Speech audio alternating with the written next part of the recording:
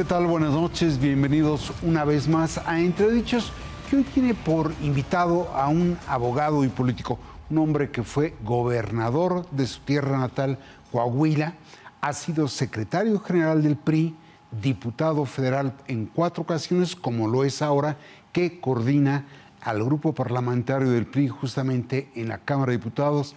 Se trata de Rubén Moreira, a quien le doy la más cordial bienvenida. Muchas gracias por la invitación. Por el contrario, vamos a empezar ahora sí que por el principio. ¿Qué sigue con el PRI? Pues estamos trabajando duro. Ahora mismo se está haciendo un trabajo de reestructuración en la parte, digamos, de operación diaria, de reestructuración, de actualización de nuestros comités directivos estatales. Está abierta la convocatoria para el nuevo Consejo Político Nacional. Y bueno, pues las 2 bancadas, que es lo que está en este momento más visible, pues están trabajando. Pero ¿cuál va a ser la línea que van a seguir? Ahora, si te refieres a la línea, ¿cuál? A la legislativa, pues... Me refiero a los grupos parlamentarios. Bueno, ahora mismo viene la parte delicada, que es el paquete fiscal, que esto nos corresponde más bien a la Cámara de las y los Diputados. Y bueno, estamos muy preocupados por la situación económica del país, que no crece, que vamos a un incremento de deuda por parte de la mayoría. Están batallando para garantizar los programas sociales. No han publicado la reforma al artículo 123 de los salarios mínimos profesionales. Se agotó todo el trámite y poco se ha hablado de eso. Se agotó el trámite, se votó en el Congreso Federal, en las legislaturas, y no se ha hecho la declaratoria de constitucionalidad y por lo tanto no se ha publicado. Esto implicaría aumentarle casi el doble. Suena como si estuviéramos hablando de un parlamento marcado por el debate. Lo que vimos el miércoles pasado fueron golpes, el conato de un pleito, donde pareciera ser que las diferencias personales entre su dirigente Alejandro Moreno con el expresidente del Senado, Fernández Noroña, arrastraran la posibilidad del entendimiento político y arrastraran al PRI. Por eso me sorprende que me diga con mucha lucidez cuáles son las líneas parlamentarias o legislativas que van a seguir cuando estuvieron a punto de agarrarse a golpes. A ver, ¿qué sigue? Pero no es un tema personal de Alejandro Moreno. Es un tema de diferencias en este país que se han llevado a la polarización extrema por el gobierno, porque todo se utiliza de argumento para diferenciar, para enfrentar al norte contra el sur, a quienes somos mestizos contra pueblos originarios, ricos contra pobres, escuela pública contra privada, servicio de salud público contra privado, todo se polariza. Y si nos referimos al asunto del miércoles anterior, pues imagínense un punto en el orden del día que decía solicitud del PAN y el PRI para que fuerzas de Estados Unidos intervengan en México, una solicitud que nunca existió, pero que el señor presidente de la mesa, en aquel entonces Gerardo Fernández Noroña, dijo, pues así va con ese nombre. Y si ustedes abandonan en el debate al PAN, bueno, pues los quitamos a ustedes de ese punto y seguimos con el PAN nuestro pleito. Creo que eso no ayuda. Como no ayuda el anuncio de la reforma electoral desde el poder, después de 48 años de transición democrática, y además con el claro aviso de que saldrá como ellos quieran, ¿no? Yo creo que ahí está inmerso todas las posibles diferencias personales que luego salen, que no lo son tanto como lo digo. Pero de pronto Alejandro Moreno pareciera confundir lo que es un perseguido político con un político perseguido. A ver, yo creo que Alejandro ha puesto sobre la mesa muchos temas, como lo ha hecho el PRI, y enfrente tenemos una reacción siempre intolerante. Mira, no quiero yo ser ofensivo con nadie, pero veamos los desplegados del día de hoy. Las primeras planas son casi similares en todo el país. Eso significa la presión que ejerció Morena sobre los medios de comunicación. Vemos cómo salen de los medios gente que opinaba, muchos intelectuales, comentaristas. Vemos cómo se le cierra a todo el mundo los espacios para hablar. Y eso fue lo que pasó el miércoles anterior. El miércoles anterior el presidente de la mesa vio quiénes venían en el debate, o sea, quiénes seguían en el debate. Y seguían dos opositores. Federico Dorin, al cual ya había retado a golpes. Sí, sí, macho calado. Sí, y lo retó a golpes.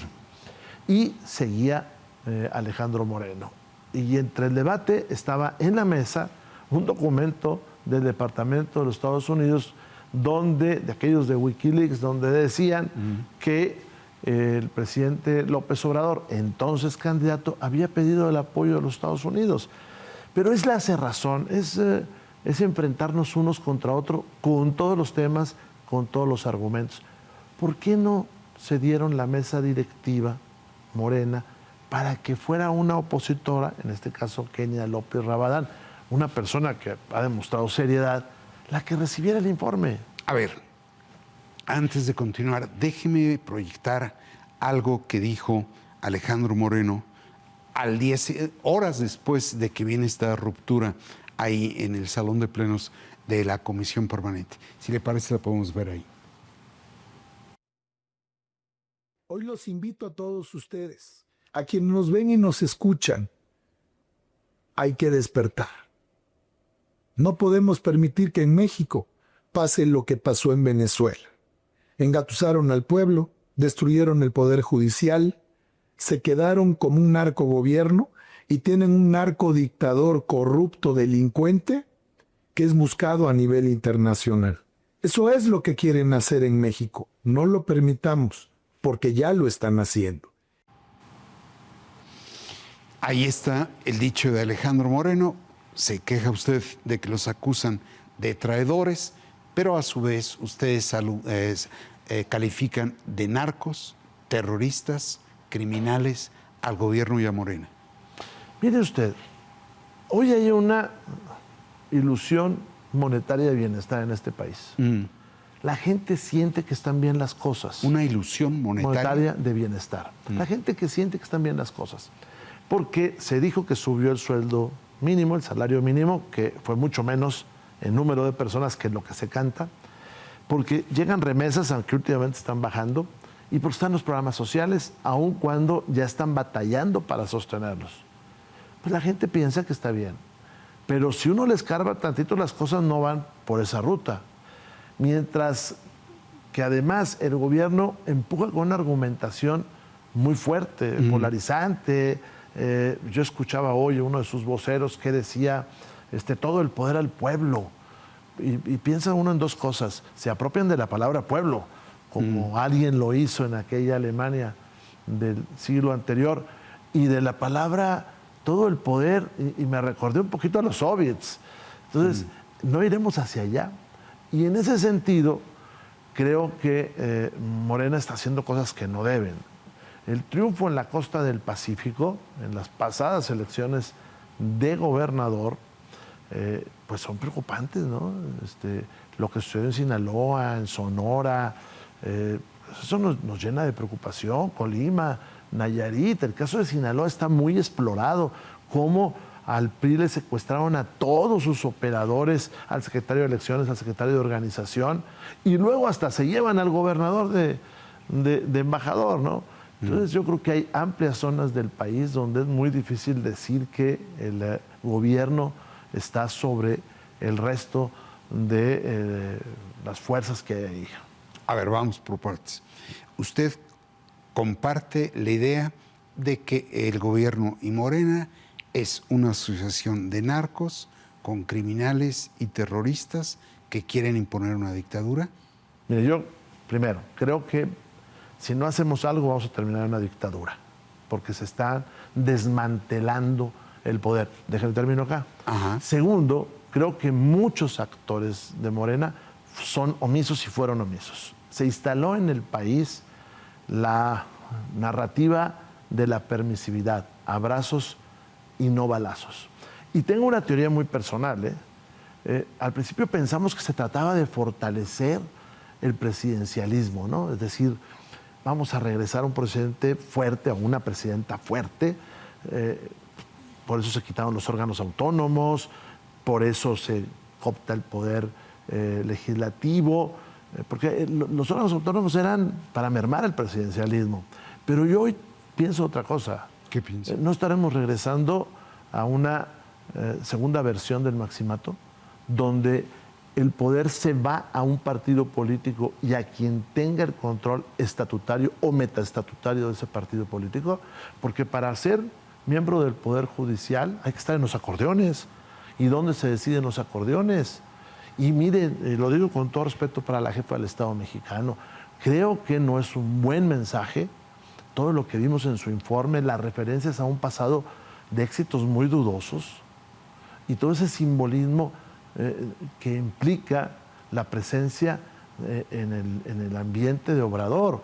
El día de la instalación de la Cámara, los gritos eran, es un honor estar con Obrador, es como un mantra, ¿no? A ver. Luego rectifican. Yo estoy preocupado por eso. Es decir, primero, me está diciendo que hay un maximato, pero no me ha dicho si usted piensa que está en el poder un grupo asociado al narco, al crimen, como lo ha llamado su dirigente. ¿Piensa igual, piensa o no piensa igual? Usted los ha llamado fascistas. Sí, eso es lo que yo creo, son fascistas y están demoliendo la democracia mexicana y además son totalmente intolerantes. Si usted se fija, en el evento del día martes, el expresidente de la mesa directiva se irrita porque se cede el uso de la palabra a los parlamentarios e incluso entra en confrontación con con la propia mesa directiva de la Cámara de las y los Diputados y con el líder de la mayoría en Cámara de las y los Diputados. Ahora, ¿qué está pasando con el crimen organizado y el gobierno? Hubo una enorme permisividad del pasado sexenio, se instaló en el mundo de que aquí no se combatía el crimen. ¿Qué creo ahora que hay? Pues una política distinta pero ineficaz hasta cierto punto, porque el señor Harfuch es evidente que está combatiendo al crimen, pero no tiene efectivos. Por el otro lado, se amarraron con la Guardia Nacional, que depende de las Fuerzas Armadas. Las Fuerzas Armadas las convirtieron en la mitad de lo que antes eran. Se eliminaron el Poder Legislativo, no está funcionando la bicameral de Seguridad Nacional, la bicameral de seguimiento a las Fuerzas Armadas en tareas del Ejército, en materia de seguridad. Pero, oye, todo lo que parece pues tiene un resultado en apariencia, ¿no? Fascismo. Sí, yo creo que... Déjeme proyectar qué fue lo que dijo sobre ustedes la propia jefa del Ejecutivo al día siguiente de la Zacapela. Ahí lo podemos ver. Veamos quiénes son, cómo se comportan. Y por otro lado, pues la hipocresía, porque ¿cómo es que llaman autoritario al gobierno cuando nosotros lo que promovemos son libertades y democracia? Y de su parte, pues esta actitud, ya sea para ir a denunciar a Estados Unidos algo, porque también lo ha hecho el presidente del PRI, de una manera pues muy poco nacionalista, por decirlo menos, y al mismo tiempo pues estas actitudes que son condenables. Pero para que vean lo que son, lo mismo de entonces, los porros de entonces, pues los de ahora. A ver, empezamos por la última parte. Empezamos por los porros. Mire, voy a empezar por el tema de la OEA, pero, a ver, yo no creo que sea un tema en el cual la jefa del Estado mexicano se dirija así a la oposición. Ella no ha sido legisladora, por lo tanto, a veces no conoce las mecánicas que se dan en las cámaras. Yo, como usted lo dijo, 4 veces que soy diputado federal, y yo he visto muchísimas cosas en las cámaras, algunas no estoy de acuerdo, otras así es la situación. No me tocó ver cuando connotados miembros de su partido metieron un caballo a la Cámara o impedían tomar protesta al presidente de la República, Felipe Calderón, cuando había una resolución de un tribunal electoral. Y todavía siguen argumentando que no fue una elección válida. ¿O qué le parece a la mayoría cuando agredían a los oradores o las formas en que trataron a muchos legisladores. O bueno, el año pasado, hace 2 años, el año pasado, cuando una legisladora de Morena estuvo a punto de golpear a Norma Piña. Yo creo que son cosas que a lo mejor no deben suceder, pero que ahí se dan. Pero la jefa del Estado mexicano entrar en esta confrontación, cuando unos días antes había estado yo en la Secretaría de Gobernación y le habíamos... Sí. Sí, habíamos ido como miembro de la Junta de Coordinación Política, que luego tiene un costo, porque luego hubo gente de la oposición que nos criticó por haber ido, pero habíamos dicho, oiga, que hable la Secretaria de Gobernación. No, yo no le veo problema. Al entregar el informe de ayer. El informe, e incluso, y ahí está el testigo, su servidor le dijo, y el día que quiera ir la Presidenta de la República, lo puede hacer a rendir su informe de gobierno. No tiene absolutamente nada de malo. Hay estados donde el gobernador lo rinde. En el caso de Coahuila, en mi tiempo, incluso había debate con la oposición. ¿Qué le diría después de que la presidenta, dicen los porros de entonces, los porros de ahora? ¿Qué le dice a la jefa del Estado? Pues que yo creo que como jefa del Estado no es un tema que se pueda tratar de esa manera y que algunos de nosotros tenemos otra forma de pensar nada más. Y que llega un momento en que la cerrazón, como la que ha habido, pues no deja otra salida más que expresiones que a veces no parecen ser las normales. Pero que mire, si ayer se hubiera escuchado el discurso, como se advirtió y cómo se pactó, no hubiera pasado nada. Si no se hubieran suspendido los debates en algunos lugares, no hubiera pasado nada. Pero peor, hombre, ¿cómo va a reaccionar uno ante un personaje como Pablo Gómez, que lo primero que dice en la reforma es que nos quiere desaparecer? Vamos a hablar de la reforma electoral hacia el final de la entrevista. Pero ella señala que ha ido su dirigente y algunos de ustedes, por decirlo menos, dice ella, de manera poco nacionalista, a Estados Unidos y a organismos internacionales. ¿A qué han ido? Yo le diría 2 cosas. La primera, México tiene firmados tratados internacionales, entre ellos el que posibilita la existencia de la OEA, la Carta Democrática. Si la presidenta y Morena quieren que México se aísle, pues que se retiren de los organismos internacionales. Lo que no se vale es que si hay mecanismos para que los ciudadanos, los partidos políticos, conversen en otras latitudes, ahora se satanicen. El dirigente del PRI, Alejandro Moreno, es presidente de la COPAL, que es una organización de América que... No están pidiendo la intervención. No, nunca hemos pedido la intervención. Eso está en la mente de Noroña, está en la mente de los asesores de la presidenta. Imagínense, pues, ¿cómo vamos a pedir eso? Ah, no, eso es una cosa. Y otra es que nosotros no opinemos, que es otra muy distinta, y nosotros opinamos que debe haber colaboración. Nuestra candidata, Xóchitl Gálvez, propuso un gran pacto para América del Norte en materia de seguridad, que nos tendría en otras dimensiones. Y como le digo, nuestro presidente Alejandro Moreno es presidente de la COPAL, es vicepresidente de la Internacional Socialista.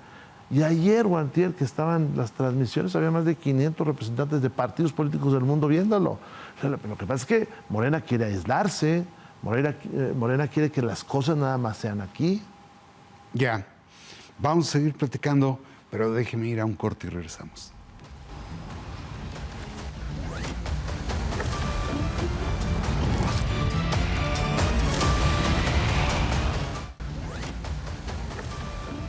Pues estamos ya de vuelta con el coordinador parlamentario del PRI en la Cámara de Diputados, Rubén Moreira.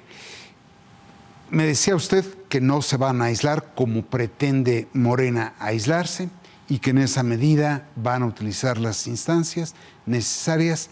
¿Para qué? Primero, para que Morena reflexione que no somos un país aislado en el mundo. Segundo, para denunciar dentro del marco constitucional mexicano las irregularidades que nosotros veamos. ¿Por qué dentro del marco constitucional? Porque el artículo... Los tratados tienen la misma categoría de la Constitución y entre los tratados están todos los en materia de derechos humanos y los derechos políticos son derechos humanos. Entonces, yo no sé de qué se extraña la presidencia si nosotros hacemos alguna expresión de este tipo. Ellos lo han hecho en el pasado. Es más, muchos de ellos vienen de la lucha de izquierda extrema. y saben que aquellos movimientos de lucha extrema izquierda tenían como una vertiente de la internacional. Lo que pasa es que instalados en el poder ahora ya no les parece ningún tipo de debate, y además creo que se están preparando, René, para el momento en que todo se derrumbe, ellos no quererse salir del gobierno. ¿Cómo que para el momento en que todo se derrumbe? ¿Qué va a derrumbar la economía? Desgraciadamente, y aquí lo hemos escuchado muchas veces, el país no está creciendo, la deuda está aumentando. Los precriterios de la Secretaría de Hacienda nos decían que iba a haber un crecimiento casi al triple de lo que se va a dar, primero. Segundo, ya nos anunciaron el tamaño de la deuda para el año que entra. No quieren asumir su responsabilidad de ponerle una solución de continuidad, como se dice, a esos proyectos faraónicos que siguen sangrando al país. Bueno, todo eso va a tener una consecuencia un día. Y luego, pues va a venir el cambio o el intento de cambio de gobiernos, y ellos se están preparando para no hacerlo. Sino, ¿para qué apoderarse del INE, colonizar el Tribunal Federal Electoral, quedarse con la Corte? ¿Para qué? Sino para resistir. La versión contraria es que Alejandro Moreno está creando las condiciones para en un momento dado poderse declarar perseguido político y buscar el asilo fuera. No lo veo así, nunca me lo ha mencionado. Y bueno, hemos tenido muchas conversaciones y jamás me lo ha mencionado. Bueno, pero entonces cualquier opositor va a ser condenado de eso. Yo les digo, es muy fácil. ¿Por qué se utilizó un argumento falaz para destruir al Poder Judicial? El Poder Judicial es responsable de toda la justicia en este país. ¿Qué no cuentan las policías, los gobernadores, las fiscalías locales? ¿Qué no cuentan que hay pocos juzgados? No, se utilizó un argumento falaz, porque así va a estar actuando Morena, con argumentos falaces. El día que cualquiera de nosotros no coincide, te pasas al adjetivo o al casillero, como se quiera ver, de la derecha, los conservadores, los neoliberales. Los traidores de la patria. Y los traidores de la patria. Que bueno, ya en el debate yo sí les quiero decir algo que ahí, a lo mejor ahí me extralimité yo. Cuando Noroña utilizó el término traidor a la patria, que es un término del siglo XIX, sobre todo. Antes de que me lo diga, tengo rescatado ese pasaje donde usted señala eso, el siglo XIX. Si le parece, lo vemos. Nosotros nunca hemos pedido la intervención extranjera. Yo jamás lo haría. Tampoco a nadie que no se lo mereciera le diría traidor, porque eso no es una injuria, Concluye, es un agravio, y un agravio que no se perdona nunca. Y los que hacen alusiones al siglo XIX deberían de saber las respuestas en el siglo XIX. Qué bueno que quedaron atrás. Concluya, diputado voy a Moreno. concluir. La patria es primero. Construyámoslas entre todos. Sé que la próxima presidenta de la mesa directiva del Senado tiene otro talante y otra actitud. Ella misma lo dijo. Y si lo dijo, es por algo. Ahí está su dicho. Pero hay algo que me disuena. De pronto parece ser que va usted a la confrontación, de pronto va al diálogo. Por eso yo le pregunto a dónde va el PRI. Es decir, los califica de fascistas, se quieren instalar en el poder aún habiendo una debacle, pero por otro lado llama a construir la patria entre todos. ¿Cuál es la línea? Nosotros somos opositores. Somos opositores a todo aquello que nosotros vemos que está en contra del proyecto original y el sentimiento original de la Constitución, a un crecimiento económico sano, a la defensa de los intereses de México. Ahí estamos en un debate también, y en la parte acalorada. Pero aquí está usted sereno y está instando a encontrar fórmulas de entendimiento. Sí, bueno, porque la patria es primero, dice la usted. patria es primero, y eso yo creo que esa es la gran experiencia del siglo XIX. Pero luego les dice fascistas. Bueno, en otro momentito.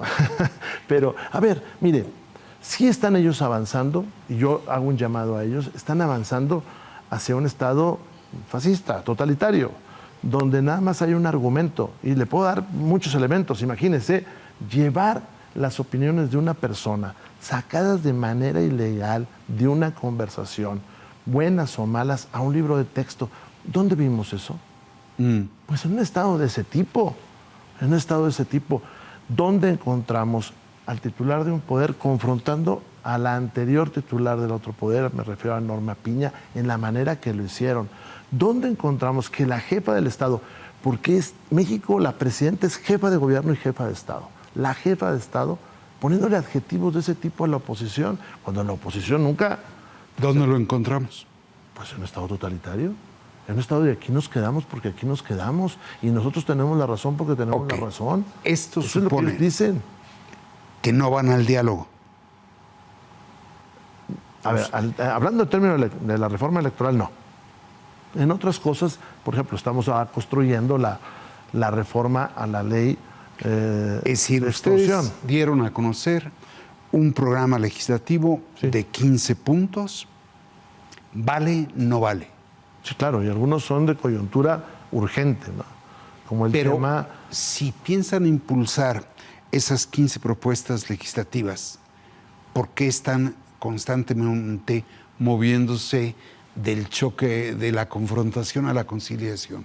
A ver, no, porque yo creo que son dos cosas distintas. Yo creo que hay cosas que podemos sacar juntos y que no vemos por qué no hacerlo. La ley en contra de la extorsión, Sí. que incluso con las diferencias de estar eliminando facultades de los estados, dicen, no, bueno, es un flagelo que tenemos enfrente, pero otra cosa muy distinta es demoler la democracia. Por eso nosotros no pensamos ir al diálogo con el señor Pablo Gómez, como tampoco estuvimos de acuerdo en nada de la reforma al Poder Judicial, pues porque son reformas unilaterales, son para quedarse con los órganos del Estado. Pero en el día a día, bueno, pueden hacer cosas que ayuden a la población. Nosotros no les vamos a aprobar un presupuesto como el que seguramente viene. Oiga, están bajando el déficit del sector a partir de quitarle dinero al sector salud y educación. O sea, el señor López Obrador, para quedarse con el gobierno, hizo todo. Entre ellos, tirar la casa por la ventana. Y ahora la actual presidenta dice, tengo que bajar el déficit porque si no tengo un problema económico. ¿Y de dónde lo baja? Oiga, no paró el Tren Maya, no nos ha dicho qué pasa con la refinería de Dos Bocas. ¿Y qué hace? Ah, bueno, pues dejo de surtir medicinas y dejo de invertir en educación. Bueno, pues eso nunca lo vamos a aprobar, jamás. ¿Van a estar moviéndose de un lado a otro? No estamos fijos en que somos oposición, pero hay la apertura para esas cosas de ese tipo, poderlas resolver. Si ahora nosotros mañana nos dicen, ¿saben qué? Vamos a reconocer que Dos Bocas no produce nada. Vamos a reconocer que CFE cayó en sus estándares de competitividad. Vamos a reconocer que el Tren Maya tenemos que buscarle una salida, que pues ya Life ahí está, pero que mexicana vamos a tener que hacer otra cosa. Oye, bueno, vamos a sentarnos a platicar. Pues el país está en una emergencia económica, pero eso no quiere decir que nosotros le vamos a ceder cosas, nunca. ¿Qué podría distender la rispidez, la polarización entre ustedes y el gobierno y Morena? Una nueva política de Estado, donde la oposición, que tiene pocas curules, pero representa al 46% de los mexicanos, sea escuchada. Y la oposición no solamente me refiero a los partidos, a la sociedad opositora también, ¿no? Si no somos únicamente nosotros, pero no se quiere escuchar a nadie, ese es el problema. Si mañana hay una manifestación en la Ciudad de México, por lo que sea, los descalifican. La que se hizo hace unos días pero están en condiciones, ya tocó usted un tema, son apenas 37 nosotros. 37 diputados, 13 senadores, son la quinta fuerza en la Cámara de Diputados, la cuarta en el Senado. ¿A título de qué? A ver, nosotros no seríamos 37, seríamos 50 si las proporciones fueran las correctas. Y Morena no serían 75%, sino serían 54%. Y Morena solo no tendría la mayoría, la mitad más uno, porque la tendría junto con el Verde y con el PT. Bueno, nosotros representamos una parte de ese 46%, y otra el PAN, y otra MC, y alguna otra, pues, mucha población que está ahí al pendiente, y la sociedad y los grupos que se están organizando para hacer otros partidos. Nosotros no queremos ser un partido único, jamás. No, pero quieren un frente común. Sí, claro. Donde les han dicho no. Ahora, ya me dijo usted reiteradamente que no van a la reforma electoral. ¿Por qué? Primero porque es la primera reforma en 48 años de transición democrática que no sale ni de la oposición ni de una necesidad opositora. Sale de lo que quiere el grupo en el gobierno, en los términos que el grupo en el gobierno quiere. Pero además que las tres cosas que nosotros sabemos, René, de la reforma, que son las que han hecho públicas, son un grave peligro. Disminuir el dinero a los partidos puede ser muy atractivo, salvo que de dónde va a salir en el que funcione, ¿no? ¿De los grandes oligarcas? ¿Del narcotráfico? ¿O de dónde?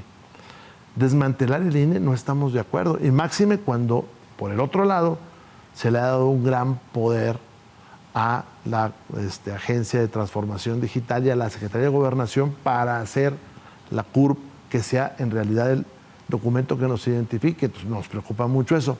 Y la tercera, ellos no quieren eliminar los plurinominales. Ellos quieren eliminar la representación proporcional. Su argumento estrella, y lo han usado todos, es que la oposición nada más ganó 15% de los distritos. ¿No? Muy bien. Sí, nada más que con él 46% de la votación. O sea, lo que ellos quieren eliminar es la representación proporcional.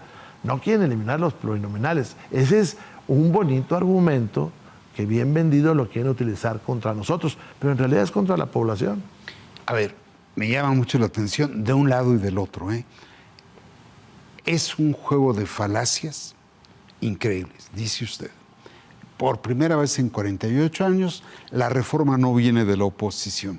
Pero perdón, la reforma del 13, la de Enrique Peña Nieto, que fue su candidato y presidente, no emanó de la oposición, emanó de un pacto de las cúpulas, de los partidos, del PRI, del PAN y del PRD, a partir de una iniciativa del poder establecido. Sí, pero se dio. Entonces, buena o mala, se dio con la participación de la oposición e incluso quienes estábamos en ese momento en el gobierno, que éramos miembros del PRI, digamos que podíamos opinar, yo lo sigo siendo y lo seguiré siendo siempre, no estuvimos de acuerdo con algunas cosas que creo que fue un terrible error. Por ejemplo, juntar el día de las elecciones es un terrible error, terrible error. No haber arreglado la proporción fue un terrible error. Pero no se hizo solos. No fueron las puras cúpulas. Los partidos políticos. Dirigentes. Los partidos políticos. Eso no. Ojalá hubieran sido los partidos políticos, porque ni siquiera la bajaron a las bases. La bajaron a los coordinadores parlamentarios y la aprobaron. Pero mire, participaron los institutos políticos. Hoy no quieren que participen los institutos políticos, ni la sociedad, ni los expertos. ¿Por qué dice eso? Pues porque es evidente. Imagínese, hace usted, o ellos más bien, hacen una comisión presidencial. La comisión presidencial, para empezar, no tienen honorarios y ponen un servidor público. Que yo sepa, Pablo Gómez no es servidor público. Luego, el que la coordina es la presidenta de la República. Luego lo delega a un funcionario que es Pablo Gómez. Luego dicen que tal vez inviten a dialogar a los demás. Pero además ya sabemos cuáles son las tres propuestas que tienen. Pero además, cuando vino aquí Pablo Gómez, dice, no, lo primero es que vamos a desmantelar el viejo régimen priista, ¿no? Bueno, oiga, espéreme, pues, ¿en dónde estamos? ¿En dónde estamos? ¿Cuándo en realidad se va a razonar que ese es lo mejor que se quiere? Esa reforma del 2013, que se da de esa manera, es porque el Partido Acción Nacional no estaba de acuerdo con algunos de los procedimientos electorales. Por eso se dio. Es más, después lo platicamos ampliamente, tienen nombre algunas de esos cambios para evitar situaciones que le eran incómodas al Partido Acción Nacional. Esa es esa reforma del 2013. La llamaban de cuates y de cuotas. Ahora, hay varias cosas que me llaman poderosamente la atención. Lo entrevisté a usted en octubre del 22 en razón de la otra reforma política. Y la decisión que tomó entonces el PRI fue exactamente la contraria de la que están tomando entonces. Usted me dijo que habían resuelto participar porque no querían dejarle todo el espacio al grupo en el poder, al movimiento en el poder. Ahora adoptan la postura contraria. ¿Cuál es la diferencia? Una razón muy sencilla. En aquel momento para hacer los cambios, Morena requería votos de otros partidos de la oposición. Y eso iba seguramente a moderar sus posturas. Hoy ellos lo quieren hacer solos. No están invitando ni a la sociedad. Yo no veo, habiendo tantos intelectuales, para no decir los partidos, que los inviten, no, ellos lo quieren hacer solos, René. Entonces, no es un cambio de postura, es un cambio de contexto. Entonces, ahora sí afloró lo que quiere Morena. Y según esto, en el 22, ¿no? Estamos en dos contextos distintos. En un contexto donde ellos no podían hacer ni siquiera la reforma al Poder Judicial. Si en aquel tiempo, estamos en la hipotética, nos han dicho, vamos a cambiar el Poder Judicial, y nosotros hemos dicho, vamos a hacer una amplia reforma y, por ejemplo, vamos a invertir más en ministerios públicos, vamos a invertir más en peritos, vamos a cambiar los códigos, vamos a hacer muchas cosas, pues igual hubiéramos funcionado, no por la elección directa. Pero estamos hablando de contextos distintos. O sea, Morena se mostró tal cual es ahora. No van a participar definitivo. No, es el que acepta la invitación de Lobo a cenar, se lo van a tragar. El que acepta la invitación de Lobo a cenar, se lo van a tragar. Sí, porque te quieren la foto con uno. Eso es lo que van a querer. No van a querer reflexionar. Si nosotros les decimos, oiga, ¿y qué le parece proporción pura? Es decir, que los partidos estén reflejados en las curules, en la proporción que tienen de votos. ¿O qué le parece que si en lugar de preguntar mañosamente, como lo quiere hacer Pablo Gómez, oiga, ¿los plurinominales sirven o no sirven? Ponemos en la mesa una pregunta. ¿A usted le gustaría que el Poder Legislativo quedara justamente representado? Pues una cosa distinta sería, pero eso no lo van a hacer. Llevamos cientos de argumentos sobre el Poder Judicial, no se aceptó ni uno. Es más, mire, no hicieron ni siquiera lo que pusieron en la Constitución. La boleta que fue, el que haya ido a votar, la boleta que tuvo en sus manos no es la que decía la Constitución. Le prometieron al ciudadano votar por sus jueces y no votaron por sus jueces. Aquí en la Ciudad de México votaron por la 11ª parte de los jueces, nada más. Ahora, regreso al origen de la entrevista y con esto cerramos la charla, cosa que le agradezco. Es decir, no están ahondando la crisis que ya arrastra el PRI. Los han llegado a calificar de los sepultureros del PRI. Mire, yo creo que uno no puede variar en su idea de oposición buscando la simpatía inmediata. Nosotros somos opositores por varias razones. Primera, porque se está desmantelando el Estado de Derecho. Segunda, porque sí vemos que no vencen al crimen y en algún momento ni siquiera lo quisieron vencer, ni siquiera quisieron actuar con él. La tercera, porque tienen un problema económico severísimo. Y la cuarta es porque hay una intolerancia terrible. El que piensa distinto no lo aceptan y si está en su paraíso lo expulsan. Van a endurecer la línea. Vamos a actuar en consecuencia. Puede ser que haya momentos más duros que lo que se ha visto. Muy bien. Pues yo le agradezco muchísimo la disposición. No, hombre, gracias. Como desde luego le agradezco a los seguidores del Financiero Televisión el hecho de acompañarnos aquí en Entredichos. Muchas gracias.